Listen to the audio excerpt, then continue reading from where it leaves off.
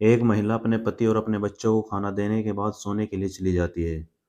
महिला गहरी नींद में सो रही होती है कि तभी अचानक उसके सीने में एक बहुत तेजी के साथ एक छुरा उतरता है। छुरा इतनी तेजी के साथ उतरता है कि महिला ना कुछ बोल पाती है ना कुछ कह पाती है और हमेशा के लिए शांत हो जाती है। यानी महिला की मौके पर ही मौत हो जाती है। दोस्तों आदाब, नमस्कार, गुड इवनिंग। हमारे YouTube channel Imran true story में आपका स्वागत है। चैनल को सब्सक्राइब जरूर करें, वीडियो को लाइक करें। अगर आप अपनी कोई राय कोई सुझाव हमें देना चाहते हैं तो कमेंट बॉक्स में जाकर अपनी राय अपना सुझाव जरूर दें। अब आते हैं आज की कहानी पर, आज की सच्ची घटना पर।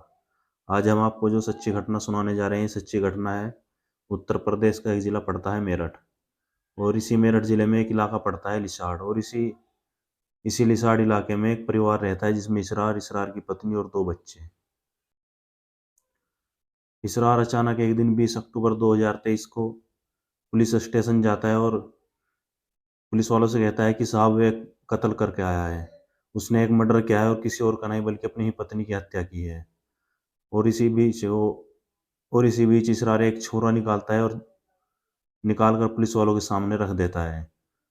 पुलिस छुरा देखती है, कभी इसरार को देखती है तो कभी छुरे की तरफ देखती है और छुरे से लगातार खून टपक रहा होता है।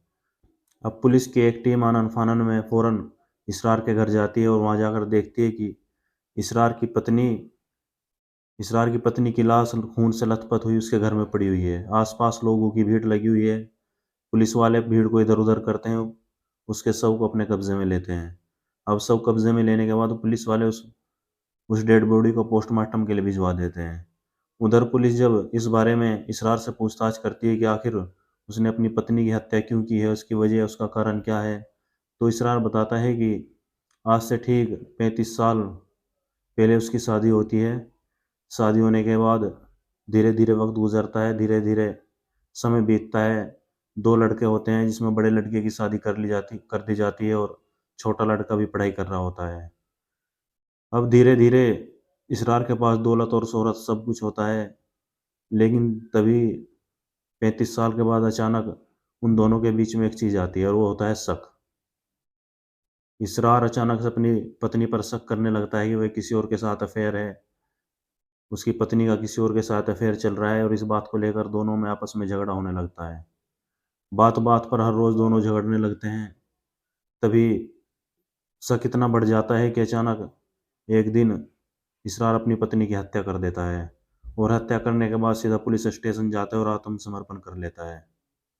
यानी वह अपने परिवार को पूरी तरह बर्बाद कर देता है एक शक के लिए केवल। और आगे की जिंदगी इसरार की जेल में ही बीतेगी। दोस्तों इस कहानी को सुनाने का मकसद किसी की भावनाओं को आहत करना नहीं बल्कि आपको जागरूक करना है, ताकि आप भविष्य में होने वाली किसी भी अनहोनी को पहचान सकें और उससे बच सकें।